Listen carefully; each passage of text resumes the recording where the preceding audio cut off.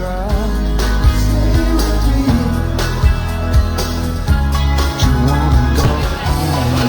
that I was really passionate about was necessary.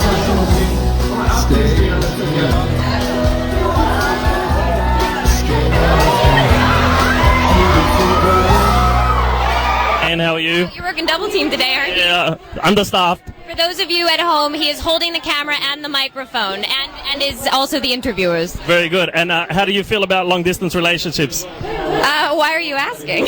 Because I'm all the way over here.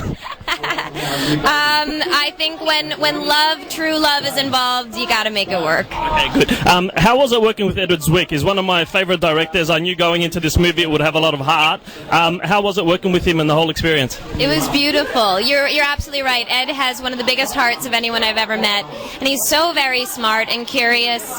And I know it sounds like an odd thing, but he took such good care of me on this movie, and I had to go to some very vulnerable places, and he always made me feel protected and loved, and I'm very grateful to him and very grateful to have him in my life. And if it means anything, it was like, this wasn't like watching Anne Hathaway naked, because I didn't even mention that in my review. This was Maggie, because you were totally that character, and I just want to know, like, did you feel that way when you made it? I did. A lot of people ask me what it's like to see myself naked on screen, and I know it sounds very actory, but I really don't feel like I'm seeing myself. Maggie is so different from me, so when I look up there, I just kind of see her, and I understand why she's doing it, so I guess I don't feel the sort of embarrassment that most people assume that I would, but I appreciate your kind words. Thank you.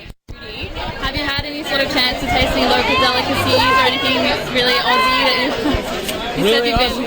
I don't know if I've had anything really Aussie, but I've had food here from, Aussie chefs, and it's every single place I've been has been fantastic. Probably been to a fair few. Yeah, I mean, are you going to do any other touristy things like well, I'm definitely going to get in the ocean, which we haven't been able to do. I don't know how touristy that is, but we'll see. I don't know. And if someone could take away one thing from the film, what would you say it would be? I feel like what I would love people to take away from it is that if you have love, that you should hold on to it. If you don't have it, you should search as hard as you can to find it. And that really ultimately nothing else is as important as that. Much has been made of the chemistry between you and Anne in this film. What's the secret to great chemistry?